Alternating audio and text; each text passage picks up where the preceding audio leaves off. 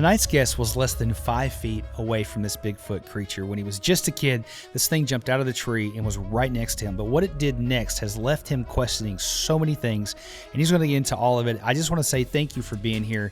But let's jump right into this story. My name is Jimmy Barr. I had a childhood encounter in Pembroke, North Carolina. I am 53. This happened when I was 7 years old, and my two brothers were with me. At the time, I was 2, my other brother was 9, and my oldest brother was 11. So we were 2 years apart. We were, my mother and my stepfather.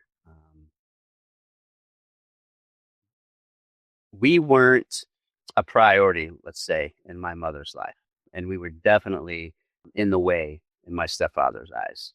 And so there was quite a lot of abuse. There was there was just a lot of physical abuse, neglect, starvation, abandonment in my childhood. It wasn't uncommon that we would be at 3 or 4 schools a year. My mom considered herself a gypsy. We just bounced around and bounced around. We're never really settled. My stepfather wanted to go back home, and his home was in Pembroke, North Carolina. So we left our town in Illinois, and we drove all the way to North Carolina.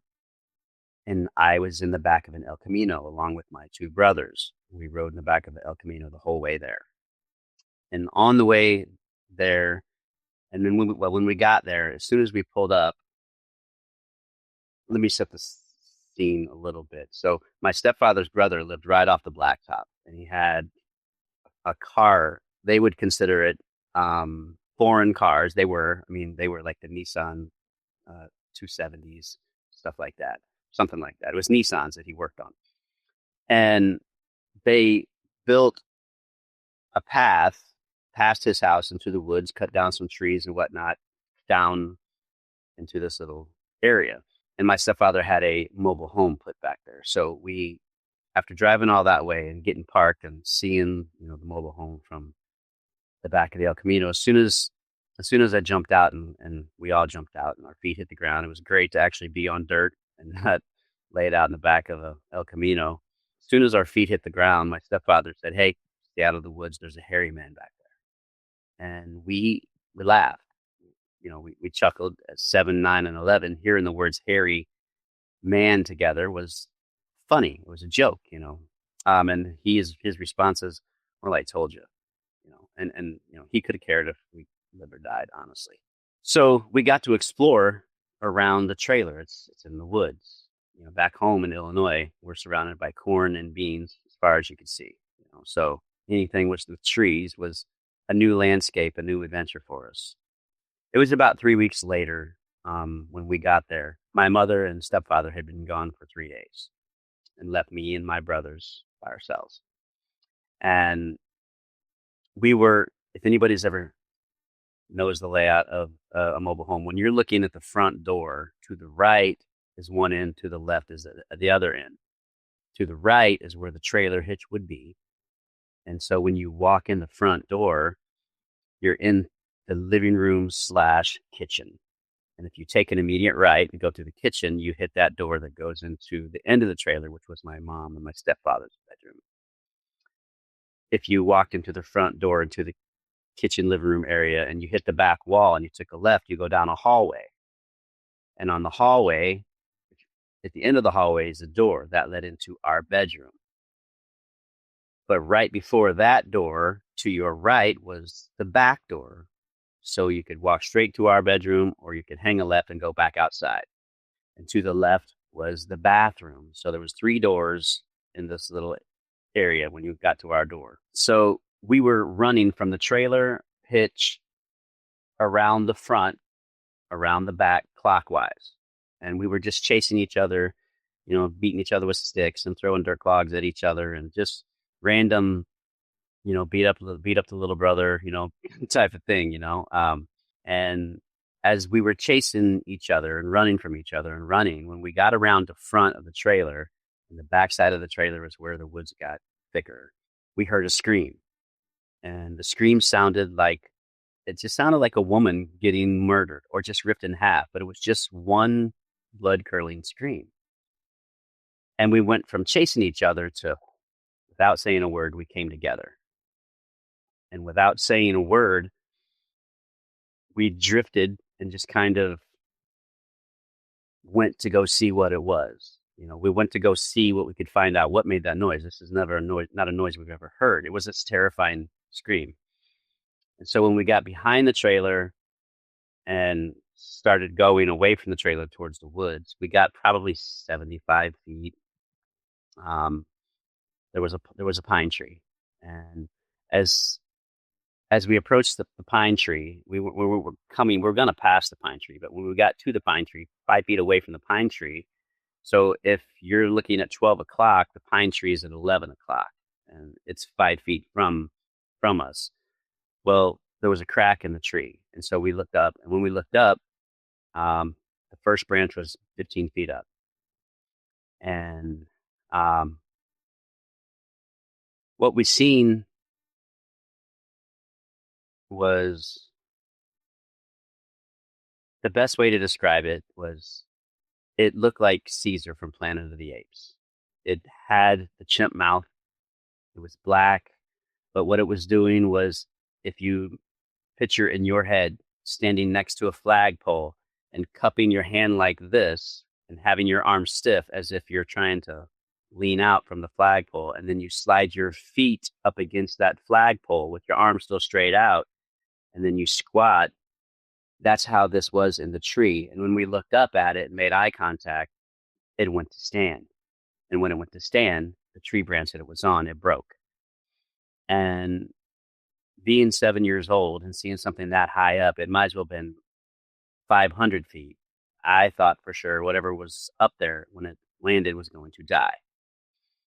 So in my mind, I'm looking straight down at the ground where I expect this thing to land. I still see in my head pieces of the branch and stuff coming down. And so I'm expecting to see this body laid out. But when it landed from 15 feet up, its knees barely bent. It was like as if you or I were stepping off a curb. Like it could have jumped off a 50-foot tree and been just fine. The way it was superhuman to me. And it still doesn't make any sense as an adult how your body could absorb that. And when it landed, and it just, again, it's 5 feet from me, looked up at it.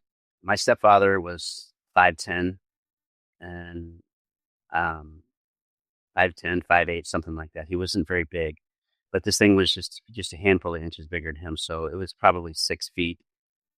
And when it looked up at it, it didn't change its facial expression at all. It didn't do anything.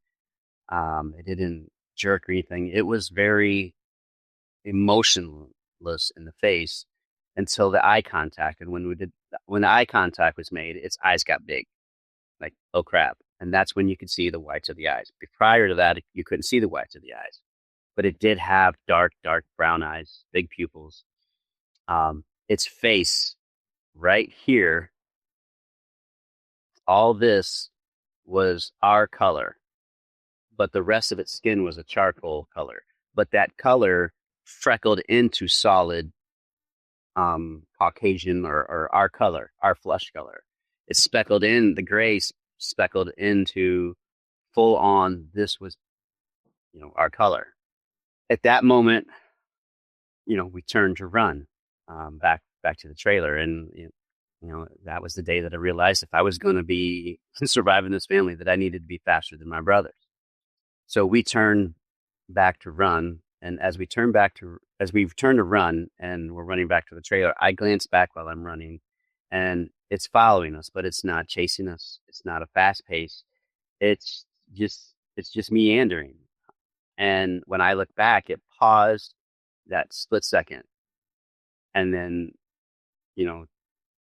I only looked for that split second, and then I turned around and went back. But by the time me and my brother Galen got to the trailer, my oldest brother Bobby, he got up the door and he locked us out.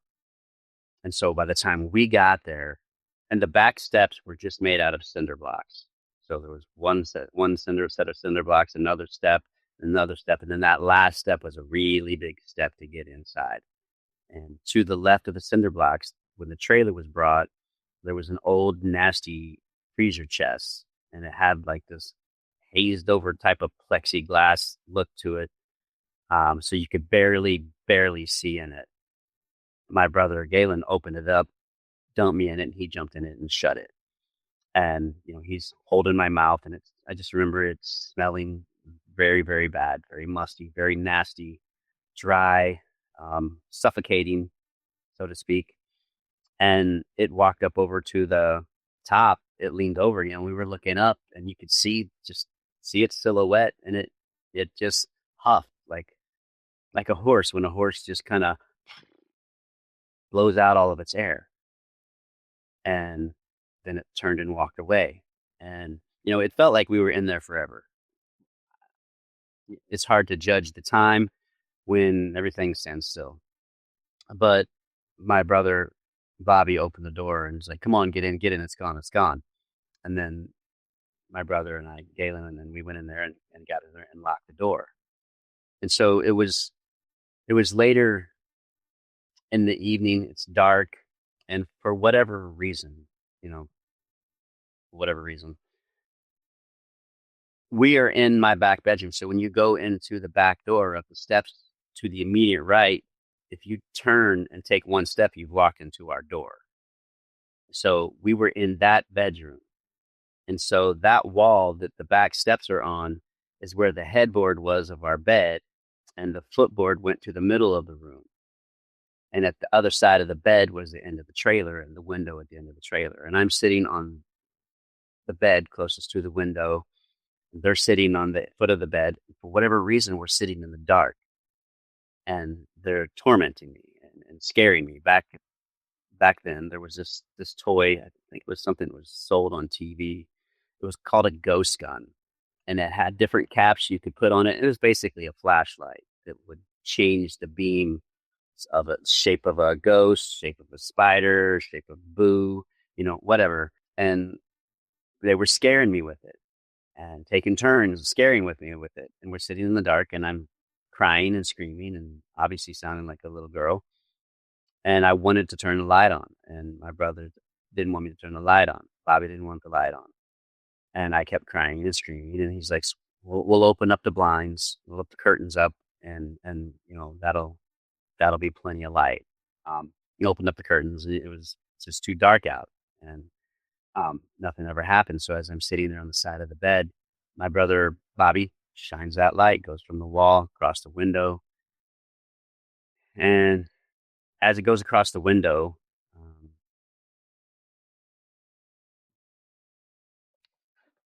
when it goes across the window, there's another one at the window. And it didn't look anything like what fell out of the tree. It had first off, the window I could see from here, just above its eyebrows, out to the inside of its shoulders, and to basically where my camera is to here. All that took up the entire window. And if you've ever been in a mobile home, you know how tall those windows are. But this thing was cinnamon color. Its hair was longer. And from here to here, it looked like from here to here, it looked like a really, really, really old Native American. Just really old and worn. But this to here was very gnarly, kind of like, we've seen pictures of Neanderthal or cavemen. It was a combination of the two. And its face there was no eye shine. I'm 5 feet from the window, less than 5 feet from the window. I'm on the side of the bed just closest to the window. There was no eye shine, but it did the same thing. Its face was completely just void of any emotion until the light hit its eyes and I screamed. And then its eyes got really big, and then you could see the whites of its eyes again. Well, the moment I seen that and I screamed, I stood up, turned around, and I jumped completely over the bed towards the door. And by the time my feet made impact, almost simultaneously as the impact of my feet hitting the floor, a cinder block was thrown through the back door. When you walk into our back door, again, like I said, you could take the immediate right and step into our door, or you could go straight and hit the bathroom door. There was a cubby to the outside the bathroom door that had our washer and dryer. And this brick had just obliterated a hole through the door and just crushed into the dryer, big giant dent in the dryer, and just bunch of chunks of the brick are right there. And at this point, we were just confused. You know, what we just saw, what happened earlier, and now we're like, what, what do we do? I don't even remember conversations. But I know that we all jumped over the opening. And as we did, a black arm came in and tried to get us. And it took me a long, long, long time to understand that scenario. And literally, it took me a long, long time because it didn't make sense that what I just seen was cinnamon, but that arm was black. And there's no way, flesh and blood possibly, that this thing could have went to its left, made a right, went down 10, 15 feet, grabbed a cinder block, and threw it in the door like that. It took me a long time to realize that there were two in that specific incident. But when you run straight down our hall, you're gonna run into the side of our couch. The arm of our couch was against the back wall. The other arm was farther down, obviously, but closer to the bar. There was a bar, and like a bar with the bottom and table at the top. We slid the couch down away from the bar a little bit, and we all climbed into that little void between the arm of the couch and the bar, because that was the only place that nothing could see us from any window. And we just huddled there. We huddled there until we hoped, daytime would come. But and it was shortly after that we heard my mom and stepdad coming down the lane. We heard his El Camino. He had this beautiful black El Camino. It was the first time as a kid that I ever seen metallic paint. So this thing just sparkled like diamonds. And to me, it was otherworldly. As we hear them walking up the steps, we realized we just seen two monsters, but the real monster in our everyday life was about to walk through the front door. Again, we were beaten with, cutting boards, phone receivers, the wire end of fly swatters, fists, whatever could do the most damage in a short amount of time. And so we had to convince my mother that we didn't do this. And so when they got up, we could hear the front porch was just wooden, so we could hear them coming up it. And as they got to the door and opened it, we bust out of there and just ran to the hairy man. Just the hairy man, and she had no idea what we were talking about. She didn't know. My stepfather never mentioned to her. And so, for the next few minutes of seeing the damage, and then they had a very, very big knockdown, drag out, physical fight, punches and stuff like that going in the kitchen. And after that happened, and they resolved that, we took all of our clothes, threw them in garbage bags, threw them in El Camino, and we drove back to Illinois. That was supposed to be our forever home, and we were only there for 3 weeks. Now, my stepfather, again, his brother lived at the end of the lane right off the blacktop, and he had a nephew. He tried to say that it was his nephew. His nephew was only 1 year older than me. His nephew's not going to be in a 6-foot-tall monkey suit up a tree. He's definitely not going to stick the landing. He's just not. And he's not going to be in a giant suit. The thing that was at the window, if it was standing erect, had to be 8.5 feet tall at least. And if it was him, they could have just drove down to the lane and laced into him. But that's not what happened. We just drove on out. And it stayed with me for a while, because at the time, I'd never heard of Bigfoot. I still to this day, I still haven't seen Boggy Creek. Um, I had never heard about Patty or anything like that. The only thing I ever had to compare it with was Planet of the Apes, and that bubble of the mouth that had the chimpish kind of thing to it was the closest thing that I could compare it to of the old Planet of the Apes, the original, not the new. But it looked more like Caesar from Planet of the Apes. Its build was lanky, swimmer basketball build. It wasn't this bulked out thing. It wasn't fat or anything like that. And so that's all I had to go by. But when we moved back to Illinois, we moved back to Bloomington, Illinois, into another trailer park. It was called Grandview Estates. We had a double wide now, so we were living in heaven, you know. Um, and but at the back of our trailer in this mobile home um, was a tree line. I mean, I don't know, 20 feet from our trailer, but that tree line was just a property divide, like 3 trees deep. You could see the corn on the other side. It was nothing thick. It was just a fence that had some trees on it. But I stared at that tree line countless night after night after night after night. I was too short to look out the windows of. Actually, I'm not sure on the end of our trailer. I don't think we had a window on the back side. We had one on the length of the side by the end. I would look out the back door window towards that tree line, and I remember my brother taking me all the time. Come on, Jimmy, it's fine. Come on, Jimmy, it's fine. Um, it it it affected me. It affected me, and then when we went to the school, I just stumbled across in the library this book that had Loch Ness on the front of it, and it was like mysteries and myths or something or other, and it had Loch Ness, and then lo and behold, there's Patty in that book, and again, my mom was very abusive, and I had that book for months. I had to pay for it to check it out of our library, and there were late fees. And my mom kept beating my butt for it. And kept beating my butt. I couldn't let this thing go, and when I did take it back, I would check it right back out again.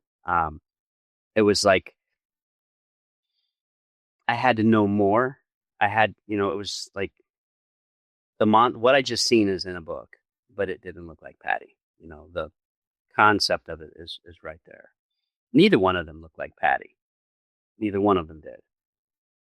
And it just it because of my childhood and the abuse on a day-to-day basis for years, that trauma was trumped by the everyday trauma, and it got put way back here, way back here. The fear, the the terror, um,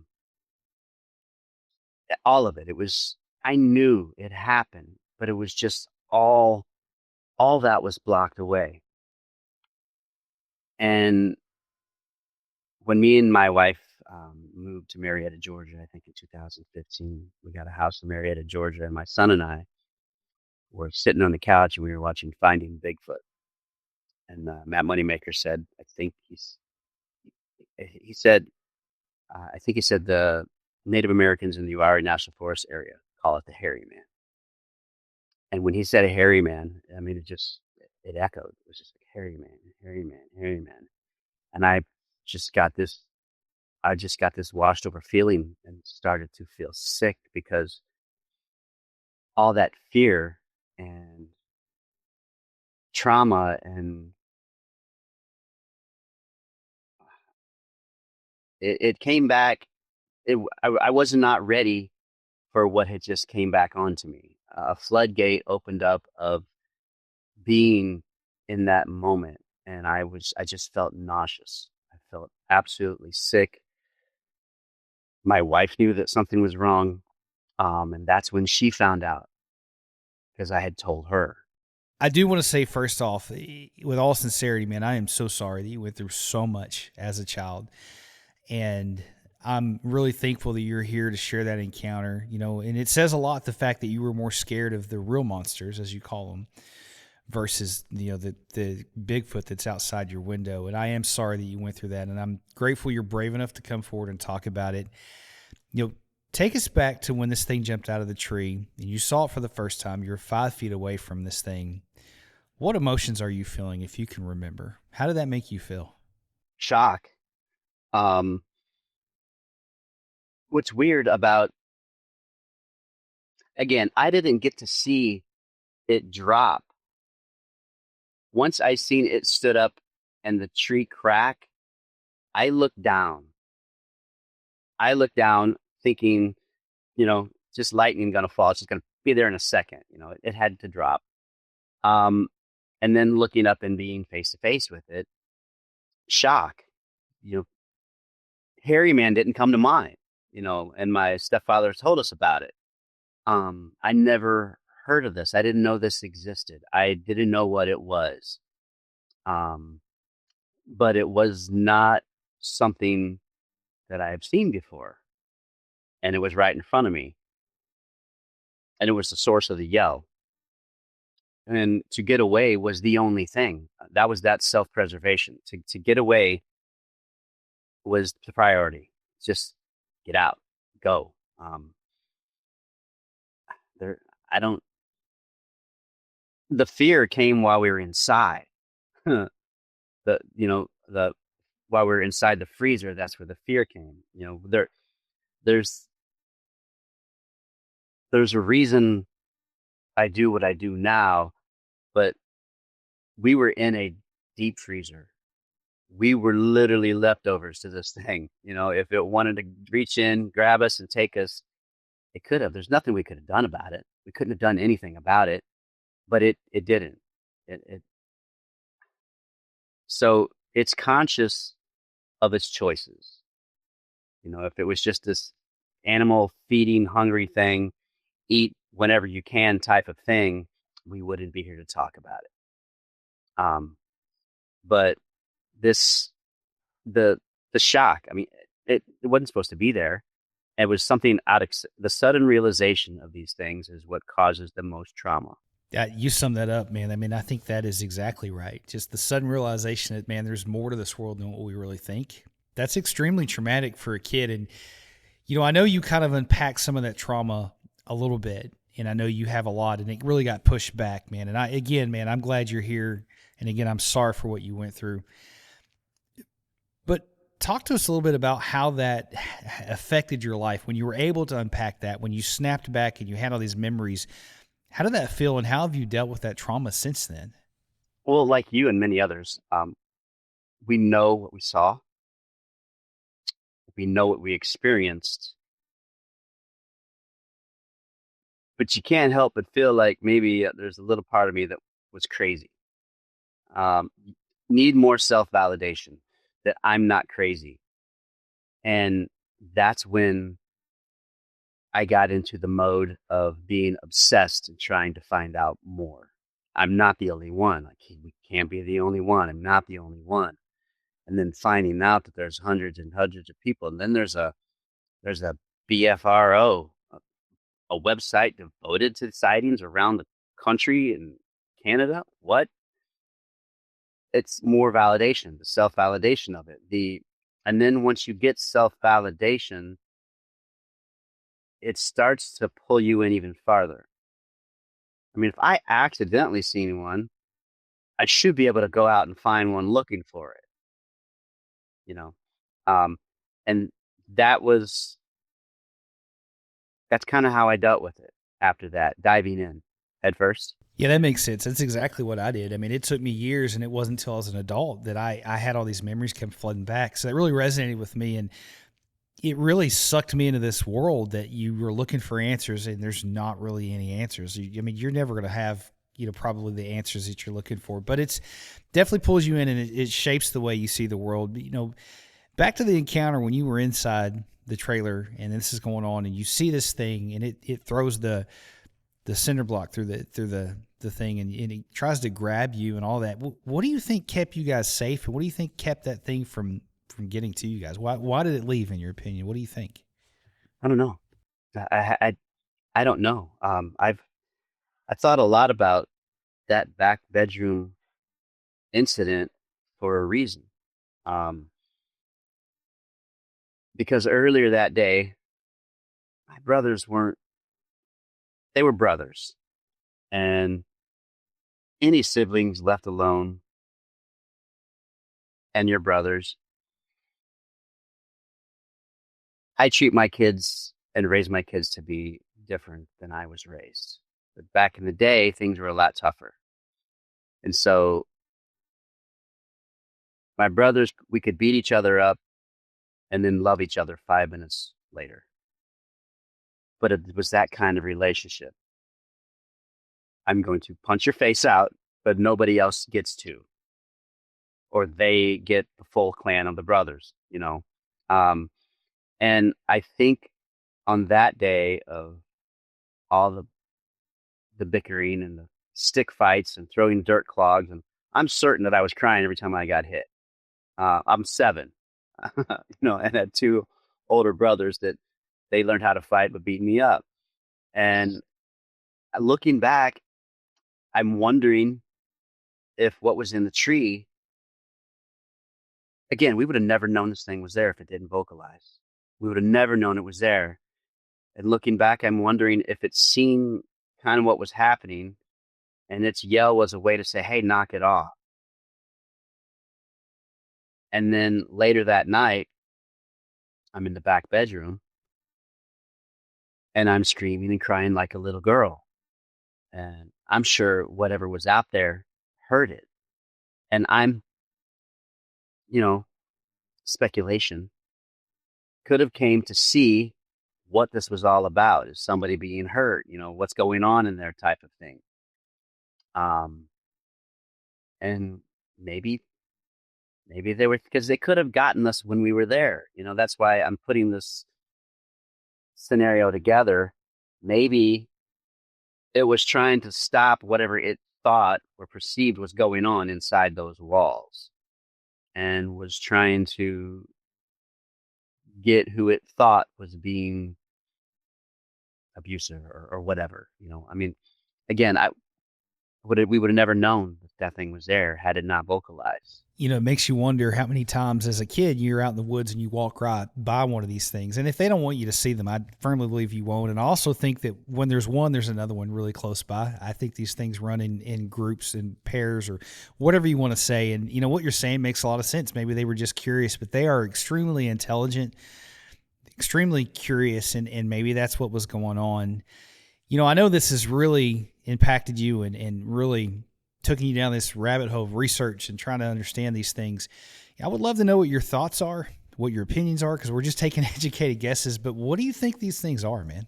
I never had a full on. I kind of come at things with the evidence of what they give me. And I take other people's encounters, friends' encounters, and other researchers' encounters, and take their information.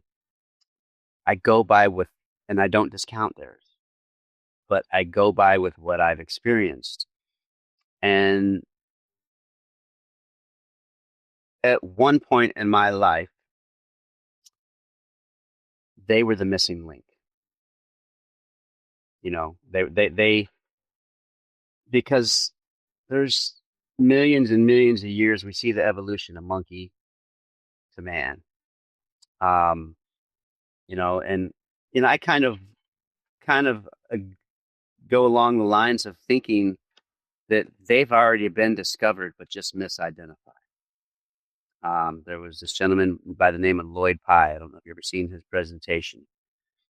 Great presentation on YouTube where he talks about like the Neanderthal, Cro-Magnon man, and all these other Homo erectus and blah, blah, blah, blah, blah. But when you look at these things and you look at their skulls, they've got those big brow ridges. They've got those deep set eyes. They've got those big jaws. Um, and as humans in science museums, we've humanized them and put just skin on them and not hair. You take those things and put hair on them, and what do they look like? Their bone density is thicker than ours, and they're smaller. Um, Another rabbit hole that I don't like to go down because it questions everything is, let me just address your before I do that, because I don't want to get off topic. Before, at that point, I thought that there were just the missing link or a hybrid, and that was that. But later on experiences had me questioning that rabbit hole of, when you think about all the animals that are on this planet, all of them, every one of them. I mean, every last one. Every one. I need people to understand that. Every single animal on this planet can survive from day one without something artificial keeping them alive, except us. We're not fit to live on this planet without something artificial to keep us alive, because we're not going to chase down anything to eat it. We're not going to swim down anything to eat it.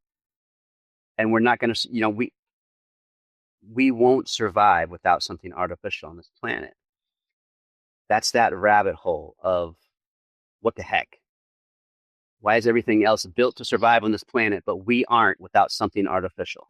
A word that keeps coming up all the time is rabbit hole. And there's so many that we could go down. And I get that, man. And I love to hear everybody's thoughts and opinions. And look, we're taking our best educated guesses trying to figure this out. And it leads you down a path of, like, I don't know. I mean, I have way more questions now than I have answers. Like, still to this day, I mean, I just don't know. I mean, I look at things through a biblical perspective, and it has to fit in that lens for me. But I don't have any solid answers. I can tell you what I think.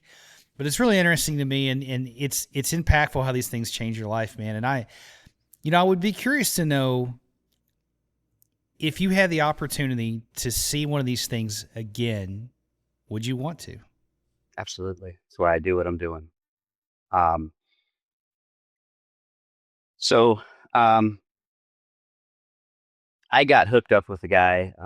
He had a Bigfoot channel called Bigfoot Odyssey. His name's Kerry Arnold. I love Kerry Arnold to death. Kerry Arnold put out a documentary called 168. I was a part of that crew in that documentary.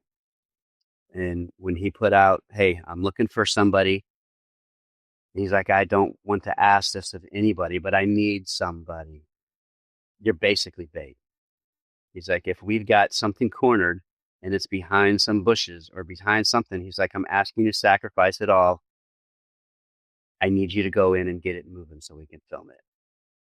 And as he was saying it online, I'm messaging him. I'm here. I'll do it. And so that's how I got hooked up with Kerry Arnold, became really good friends, spent a lot of time out in the woods here in Florida with him researching. Just about every time he came down to Florida from the oil fields, we met up with him.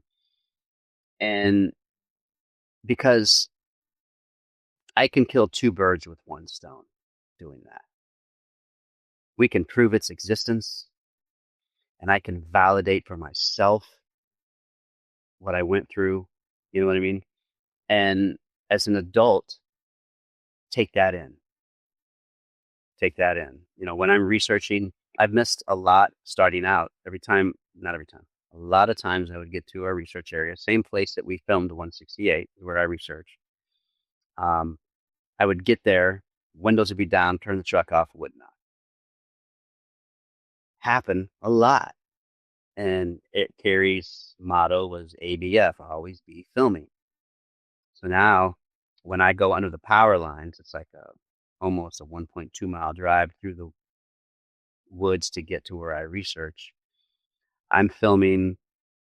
I have sunglasses that have a camera right here. I got my Sony Cam mini recorder that's 4K 60 frames per second. It films audio and video. This films audio and video. And I've got 3 voice recorders for recording. So when I'm at wherever I'm at, I'm not going to miss it. My Sony Cam has a wrist, looks like a big wristwatch. So what my camera sees, it's got a monitor. I can see it on it because I wanted that because people talk about getting paced out and chased out all the time, trailed out, something to their 4 o'clock or something to their 6, 7 o'clock, 8 o'clock. I can turn the Sony Cam that way and see what I'm looking at, type of thing. Yes, 100%. I want to see as many as I can. We've gotten great prints. We used to do research in Ocala National Forest. They have a print over here that is unlike what anybody else has probably ever seen, that we weren't expecting to find, and we didn't know what to do with it when we found it. You want me to show it? Yeah, absolutely. Yeah, please. We would love to see it. My buddy, my bu- my buddy Bobby and I were researching in the Ocala National Forest. In the middle of the Ocala National Forest in Florida, there's a bombing range. And about a mile and a half ish south of the bombing range, we started seeing destruction in the woods. Just trees broke off. We went in there and we found prints. And this is what we found, many of them. And if you can look at that big toe, that thing feels just like your and I big toe. This right here is overpour.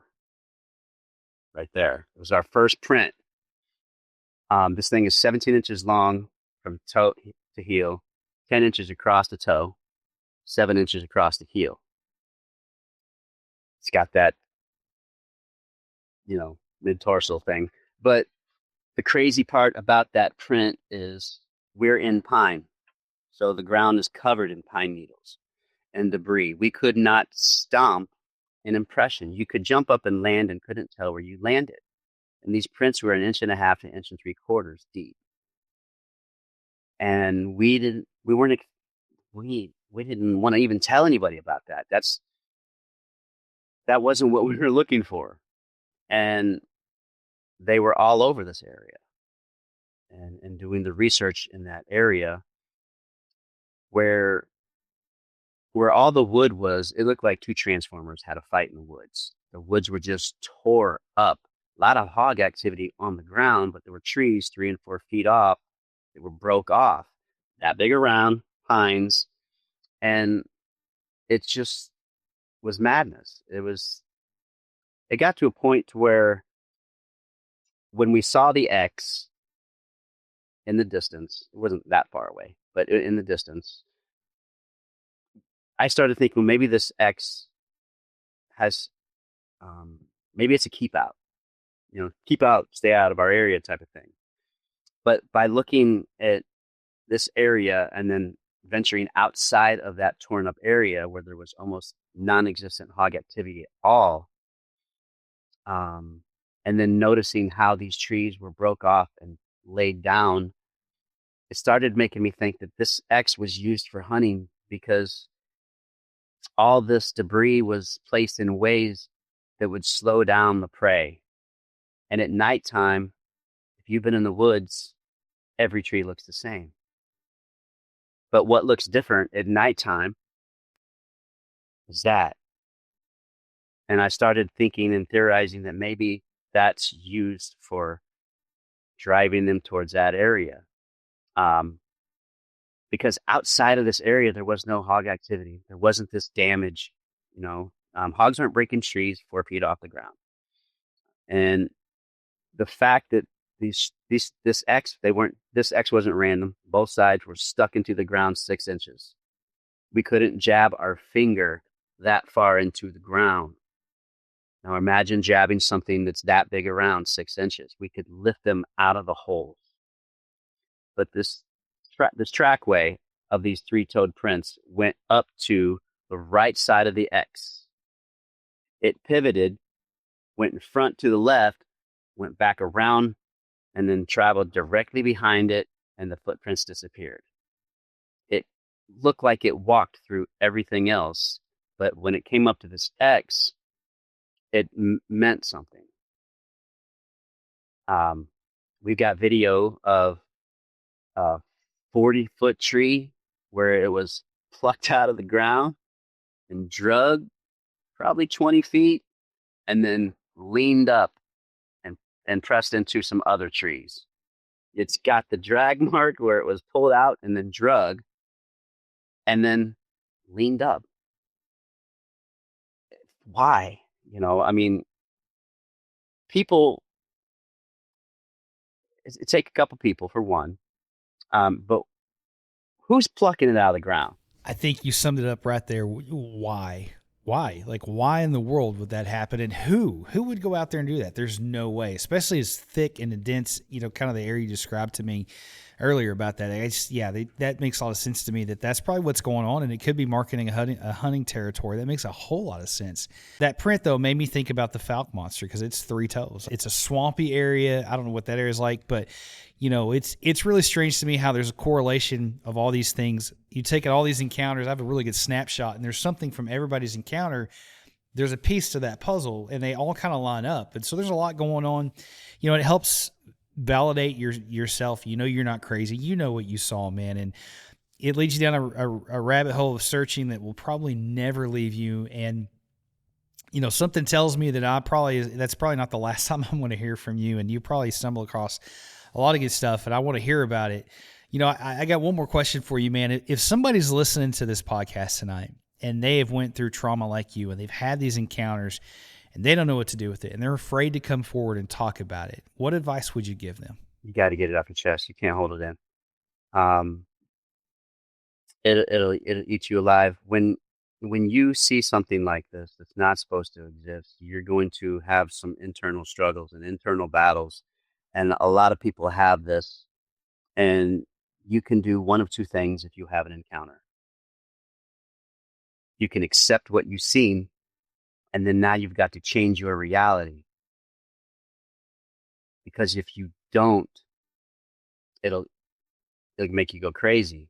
Or if you don't want to go crazy, you can disregard what you've seen and say it was something else. You can just disregard it. You can accept it or disregard it. But you're not doing, the only person you're helping is you if you disregard it. Talking about it, as hard as it is, talking about it is therapy. You have to do it. It's your choice or whether or not, but it's helped me and it's helped many others just talking about it. You just got to make sure you find the right person to talk about it, because the worst thing you can do when you're talking about your encounter or telling your encounter to somebody is be ridiculed to your face and be re-traumatized all over again. Solid advice, man. I know the first time I shared my encounter, I shared it with a family member and they looked at me like I was stupid and it was not what I expected. And it just kind of put me in this position of like, well, I'll probably never talk about that again. And I agree with you. You need to talk about it. You need to get that trauma off your chest. That's how we're made. We're made to filter things out. So, I want to tell you again, man, thanks for sharing that. Man, it's amazing what you've done with your life. It's just proof that you don't have to let that trauma beat you. You can make choices to do better and better for your kids, man. So that's amazing that you've done that. And I appreciate your time and sharing that with everybody. And, if you have something happen in the future, man, please let me know. I'd love to keep up with you. Sure. Yeah, I can always come back sometime and talk about what happened to me in East Tennessee too, if you'd like. Would love that. Would love that. Yeah, we'll have you back on and have you talk about that. And I know that the audience really enjoyed that. Guys, thanks for hanging out with me and Jimmy tonight. What an incredible, incredible person. He is a great human being, and he's encountered a lot, but he didn't let that trauma keep him from researching these things and trying to learn about them. And you never know what's lurking in the woods. That's why I say what I do at the end of every single show. And I'm just grateful for people like him that come forward with these encounters and share them with me and share them with you. And if you've got an encounter, I'd be more than happy to sit in that with you and help you get that off your chest. I can give you a safe place to do that. I'm just grateful for everybody that supports this channel, for all the members, the supporters, everybody. Thanks for all the support. If you've got an encounter, you can always email me at mysteriesunknownpodcast@gmail.com. I'm going to say it, guys. It's the most important thing you can ever do. Stay prayed up, and we'll see you in the next episode.